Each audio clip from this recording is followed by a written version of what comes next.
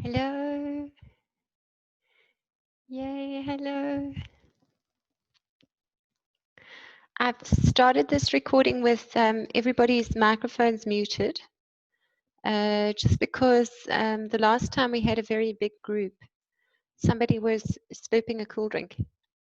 So I'm just going to ask you, as you want to speak or anything like that, if you'll just unmute yourselves. Hey, there's Ruth. Yay. Hello, everybody. It's so nice to see your faces. Yeah, it looks like we've got a big group today. This is awesome. Hello, Ruth. Ruth is one of my frequent flyers. It's lovely to see you again, Ruth. Yay. Hello, ladies. Hello, ladies. And we've got Beverly joining us. Hello. I'm just going to switch the chat box on so I can see it. And we've got a couple more. I'm just going to wait until everybody's in the room. We've got a wonderful full group today. This is lovely to see so many people. Yay. That's awesome. So I'm just doing some housekeeping for those of you who've just joined. I'm starting this video just with everybody's audio muted. And the reason I'm doing this is because the last time we had such a big group, there was somebody who was slurping a cool drink through a straw. And it was very distracting for the rest of us. So I just start everybody with the sound muted, just so that we don't have too much background noise that's distracting and disturbing. Okay, and we've still got people joining. That's lovely. I've invited people from a variety of different groups to today's Zoom. Could I maybe just see a show of hands? Who found this meet up through the Upcycled Cloth Collective? Okay, and who found it through my linoprinting group? Okay, hello, Mariette. Okay, so that looks like, oh, we've got a few more. Here comes Patty. Okay, so today I'm talking about linoprinting, and I have used linoprinting to embellish fabric since 1993. So I've done a lot of it. I used to sell garments at the flea market, and then I've even done linoprinting on fabrics for catwalk collections for fashion designers. So some people think it's just this little crafty thing that you do at school, but it really is an amazingly versatile method of decorating fabric. And it can be very professionally done. It can be applied in ways that look very professional. So don't feel that it's just like a crafty thing. It is really something that you can apply in very, very useful and practical ways. Now, I thought while we're just waiting for everybody to get on, I'm going to just show you some examples of fabrics that I have printed using linoprints. Now, these are all fabrics from a deceased estate that I've printed up with my own designs. And as you can see, it's possible to do some really, really amazing things with linoprints. This was an old sheet. And this is one of the designs that I've already sent out, I think, to my members of the benefits program. So for those of you who are watching, I have a benefits program that you can sign up for. And basically what it does is it gives you a guided learning experience. So you give me a small amount on a subscription basis, and then every month I send you benefits that then help you to learn. And those benefits include things like some of these patterns that you can download and use. So if you're on the benefits program, you actually have access to many of these designs that you can download and use for your own purposes. There are also ebooks and online courses and all of that kind of thing. And the benefits program has different payment tiers, which means that you can decide on an amount that actually works for you. So it's not like there's only one amount to sign up on. You can sign up for different amounts. depending on what you can afford and obviously depending on what benefits you'd like to enjoy. So these are all just fabrics from a deceased estate that I've printed using my own lino designs. And as you can see, it's quite versatile. This is one of my favorites. And here it is on the brown. And then for those of you who are watching, I also have an online course about lino block printing. So if you want to really learn and you want to know the secrets, then I do recommend you sign up for the online course. When I have finished with this broadcast, when I post it, I will also share the link to the online course where you can sign up. Now, I know a lot of people are like, well, we're just going to cruise for the free information on Facebook and on YouTube. There's so much free information out there. We don't want to pay for courses. And the advantage of the course is that I share all of my secrets in detail. And I also, in the online course, have got some really useful projects that you can try out and techniques. Like, they're just simple techniques that you can practice, little exercises that will help you to get better at your carving and to just help you get more control over how you carve and that kind of thing. And I've included all of that information in the online course. So if you want really good information that's going to get you to great results very quickly, then I do recommend the online course. Now, for those of you who have never encountered lino before, this is basically what the blocks look like. And you get different kinds of lino. You'll mostly find them at your fine art shops.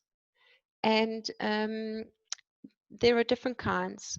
One will be kind of brownish and gritty, and it's on a Hessian base.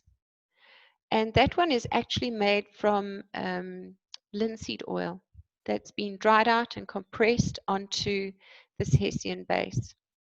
And that is the traditional lino that many people know, that people have been working on for a long time and that a lot of the art shops supply. And it's not my favorite to work on because it doesn't give very smooth cuts. It tends to have this gritty nature, and every once in a while a little piece of grittiness will kind of chip out. I see Mariette shaking her head. You've used it before and that's happened to you. Yes, yes, yes. Look for the rubber stuff. Look for the rubber stuff. These new rubbery ones are absolutely amazing. In South Africa, Mariette, they're sold as breeze cut. And you get them in different colors. I've seen them in pink and in green and all different colors. I don't like the white one because I can't see what I've carved. Oh, there you've got yours. Awesome. Yay. Okay. The gray one is my favorite to work on because as you carve it out, I can actually see where I've cut. This white one, I don't know. It's just, Mariette's still shaking her head. Have you tried the white one, Mariette? No. Okay. Okay. The white one, you struggle to see where you've carved. So I actually favor the gray one. I've still got a bunch of the white in my stock because I bought it cheap somewhere at one stage, but that's essentially what it looks like.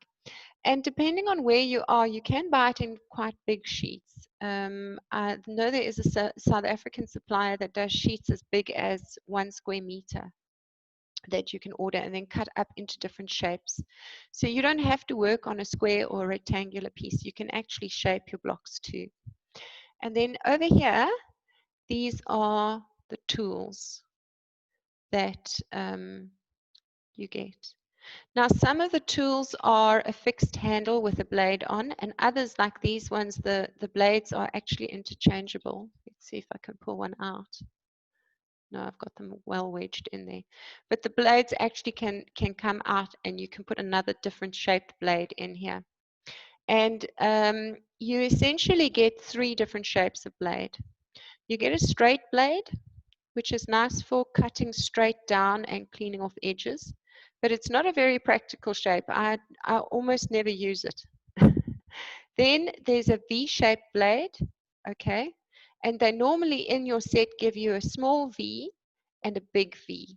Okay, and that just depends on how you like to carve. If you like small detail, then you'll use the small one, and if you like bolder strokes, then you'll use the bigger one. And I'm terrible. I like the little fiddly one, and I'll tend to tool up with the little one, and then I'll have carved the whole block before I realize, oh no, I've only ever used that tool and I haven't swapped blades around. I very often do that. So you might find that there's one blade that you particularly like that works for your style of carving. And don't worry which one it is. It's whichever one you're most comfortable with. And then the other shape is a U-shaped blade, a scoop.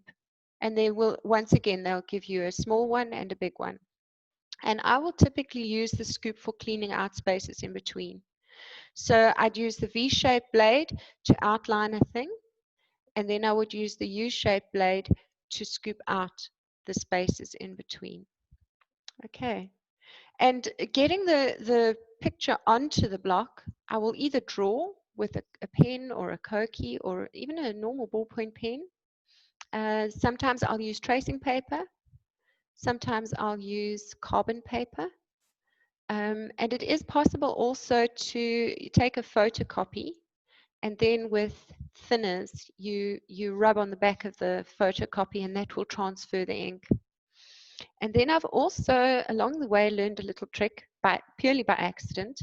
I had a pile of lino blocks in my car when I was a traveling teacher. And I had a photocopy between the blocks. And of course, the car stood in the sun all day. And then when I peeled the paper back, the ink had also transferred onto the lino block. So I strongly suspect that if you ironed it, it might also happen. But I haven't tried it yet. But my favorite way of carving is actually to just carve and go and see what emerges. A lot of these blocks that you see here grew out of an emergent process where I had no idea what I was making until the block was actually finished. And how you do that will really depend on you. So depending on how confident you are and on how much you like to control things, it's fine if you want to plan something and then carve it, but it's also a great adventure to just get in there and have some fun with it and just let it flow and see what turns out. Now, I'd like to include all of you in the conversation. Do any of you have any questions about the process? And if you do, could I just ask you to raise your hand, and then I'll ask the different people to speak, and then you can just unmute your mic when it's your turn. So are there any questions out there? Yes, Patty. Just unmuting. What types of ink or fabric paint are used in linoprinting? Okay, so when you go to the fine art shop, they might try and sell you an ink that says specifically for linoprinting. And that typically is designed for printing on paper. So I once had a lady phone me and she said, but the ink I bought washed out, and it was because it was one of these fine art inks designed for paper. So I recommend that you look for a paint or an ink that works on fabric. So your normal fabric paint will work well. And if you have a supplier of screen printing ink nearby to you, then I would use a screen printing ink as first choice. Any of you, I've got quite a few South Africans in the group today. I purchase screen printing ink from Chemisol. So that's CHEMOSOL. And I've been buying their ink since 1993, and that stuff is amazing. I've never had to use anything else. And in fact, when I have tried other things, I've tried the Dollar brand, and I didn't like the consistency. The Aquatex and Chemisol product is creamier. It's got a lovely creamy texture. You can just keep adding water if you want to thin it out. You don't need extenders and stuff like that. They do sell an extender, but I've never used it. I just add water and go. And they do a metallic ink. They do a UV one. They do pearlescent colors. And certainly in the USA and Australia, you should be able to buy equivalents because you guys in those countries have got great suppliers of screen printing inks. if you are in the USA, there is a book out there called How to Print T-shirts for Fun and Profit. How to Print T-shirts for Fun and Profit. I would, if I were you, I would source that book. If you're planning on doing lots of printing, then source that book. Even if you're not planning on screen printing, that book is the most incredible resource for inks and where you can buy them and that kind of thing. And it's been in print for, I think, 30 years or something like that. And they update it every year with fresh information. So if you have an old copy of the book, it doesn't have any digital printing stuff in, but if you have a brand new copy of the book, it even goes into digital printing and digital inks. But it's also got an extensive list of suppliers in it. And it also tells you a whole lot of information about heat setting and that kind of thing. Now, the difference between a lino printing ink for paper and one for fabric is that the ink for fabric is created to be wash fast. And in order to make it wash fast, you normally need to apply heat. And that would be a dry heat. And you can apply it in a number of different ways. If you're at home and you've just got an iron, that'll work.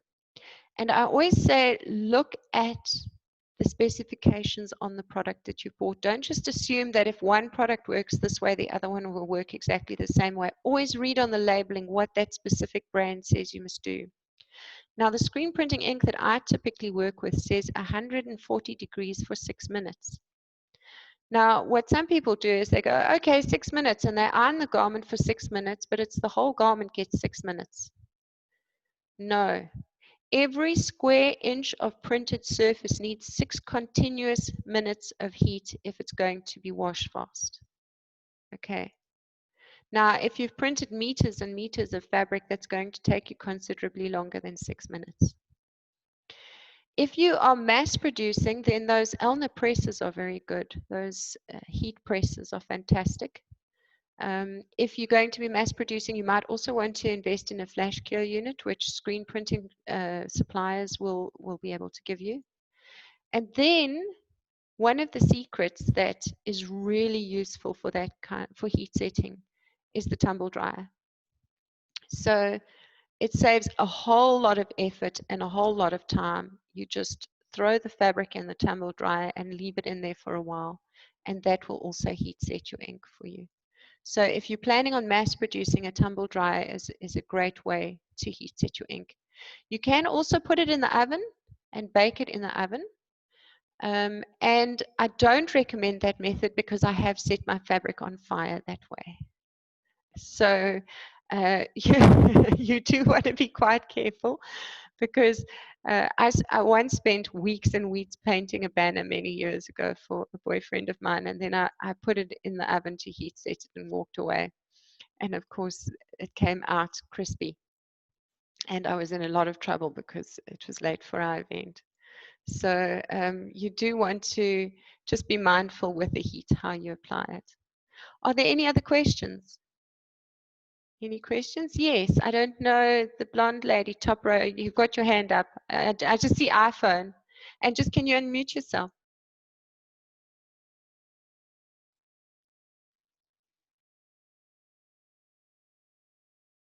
No, I still can't hear you. There we go. There we go. Is that better? Dorothy's my name. Hello, Dorothy. Good to meet you. I was just wondering if there's anything, because obviously when you're new and you're cutting, you sometimes like a little mistake. Is there anything you can use to sort of almost like heal mistakes? You can use glue. And I'd get it like a glue that's on the thing says for rubber or stuff like that. And it very often will still leave a little mark in some way. And I would like to just encourage all of you to learn to live with those errors and to learn to actually incorporate them in the work. What you'll find is that printing on fabric is way more forgiving than printing on paper.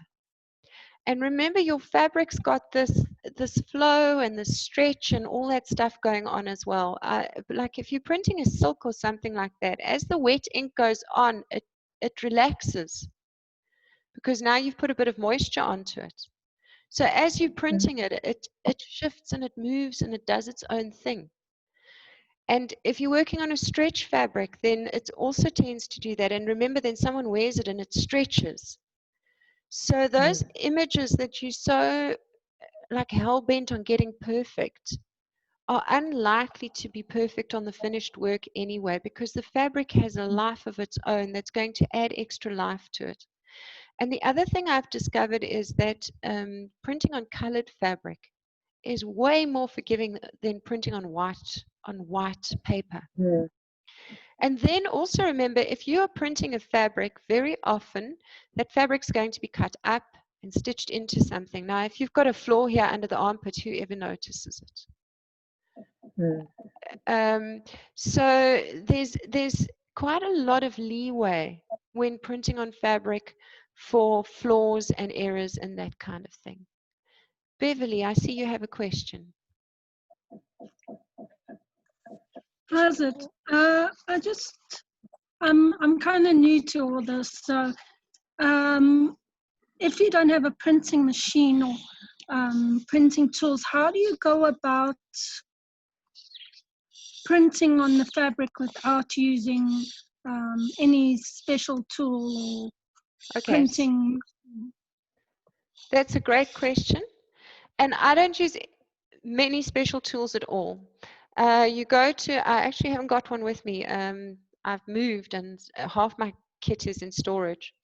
You get a brayer, a roller that's rubber, and you buy one of those and you just put pressure on the back. I also use my hand. I just press down on it. And the secret to getting a good print, I see you, Beth. The secret to getting a good print is to actually put a blanket underneath the fabric. That creates a spongy surface that then encourages full contact so that your print transfers completely. And you'll find that once you've got that soft padding underneath the fabric, all you need is a hand press. You really don't need those fancy presses that you see them using for paper. You don't need that at all. A lot of people think that printing on fabric is harder than printing on paper, and it's the opposite is true. Fabric has a bit of a texture that kind of grips the stamp, so it doesn't shift around in the same way that it does on paper. On paper, it'll tend to slide around a little bit, but on fabric, it's very easy. Don't overthink it. Beth, you have a question. Hi. Hello. I don't have luck printing on dark fabric. Okay. Do you have any? The only ink that I can get in my area is Jacquard. Yes. Are you familiar with that? And it doesn't seem to work well. It only works well on lighter fabric, and I'm wondering if there's anything you can suggest. So a lot of the suppliers who create inks for fabric, paints for fabric and that kind of thing, realize that most of their consumers who are doing fabric painting and stuff like that are working on white fabric. So many of those inks are actually translucent. They're slightly see-through. And that's why when you print them on a dark colored fabric, they don't look like anything. Now, this ink that I've used for this fabric here, I bought, it has the word opaque on the label. So always look for an opaque ink if you're going to print on a dark colored fabric. And in South Africa, if you're buying from Chemisol, you want to ask them for their Seika inks. Seikas are specifically designed for dark colored fabrics. If you're in one of the other countries and you go to your screen printing supplier, tell the supplier specifically that you are wanting to print on a dark fabric, and then they will give you the correct ink. So your inks for dark fabrics are more opaque than the ones for light fabrics. And I think there's a cost difference for the manufacturers. So they make the very translucent ones because they know that people are typically working on white cloth and that it shouldn't be a problem. And they don't realize that as soon as you go to other applications, that might be a challenge. Mariette, you have a question?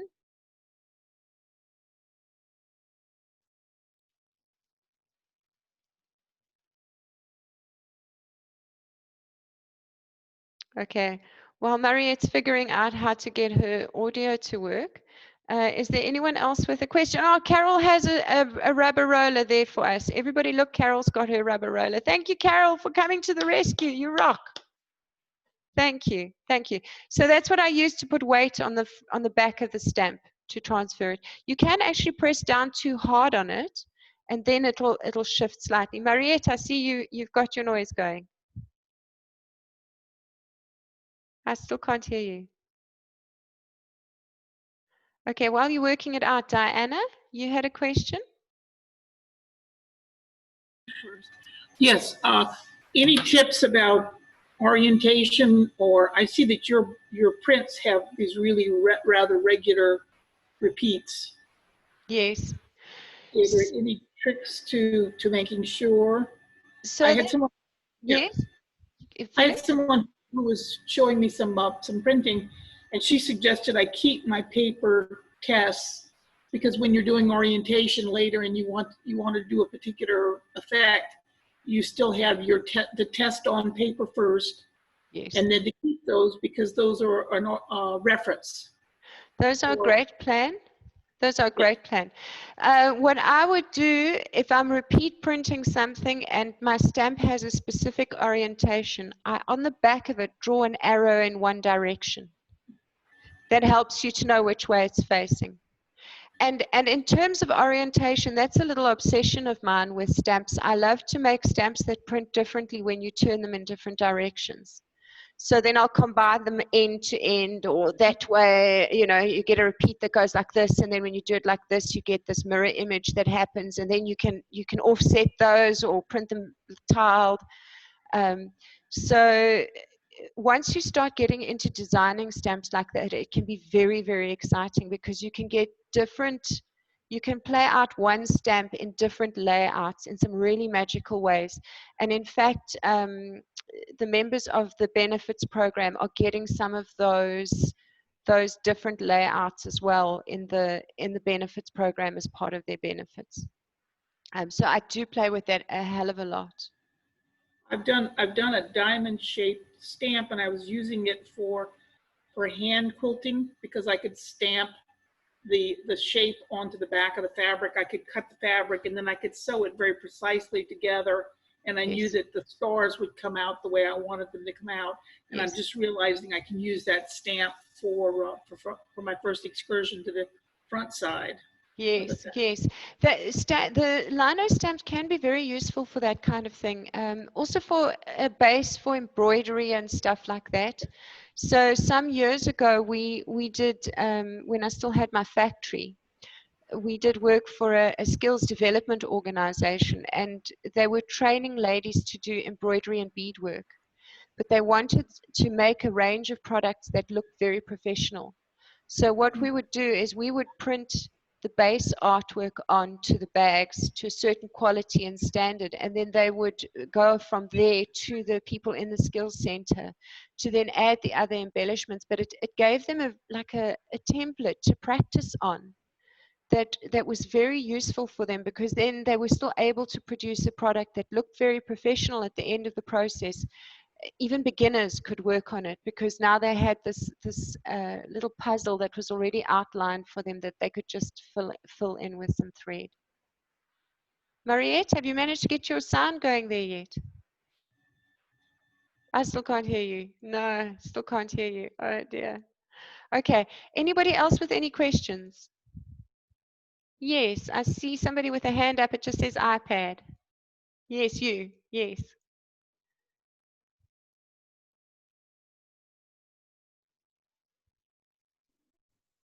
Am I unmuted? Yes, I can hear you. Okay, it was just a couple of questions really, just listening to everybody else. I'm assuming the type of fabric needs to be cotton based, is that right? So I always recommend that you match your product, your ink, to your fiber. Yeah. Sorry, I've just seen that Zoom's going to cut us off shortly, so I hope it doesn't cut me off mid-sentence. Okay, okay. So you must, on your labeling, check, okay, what the manufacturer says, okay, and then you match the two. And you'll find the screen printing supplier that I used to buy from, they've got inks for leather and PVC and all sorts of interesting. Okay. But you must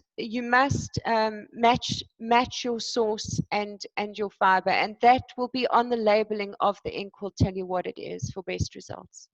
Okay. Okay, lovely. And if I can ask another one, is that okay? Quickly, we may get cut off. Okay. Would you put your stamps on a wooden block? Okay, so traditionally people do. I don't. Yeah. I personally like that soft tactile thing to work with. I find it very difficult to shape the wooden blocks the whole time to match the back of the stamp. Yeah. And what I also like is being able to shape my stamps right on the edge of where I've cut them, because it gives me very easy registration by eye. And also that soft stamp you can use to and this is a secret of mine for when I worked in the fashion industry, you can print across garment construction and stuff like that really easily with a soft block. You can even print things like pantyhose on a mannequin, because now you're able to fold it around instead of having this rigid thing to work with. So the purists will say yes, block mount your blocks. And there again, if you're working with your linoleum based product, you'll want to put it on a wooden block because they get very brittle and they can break.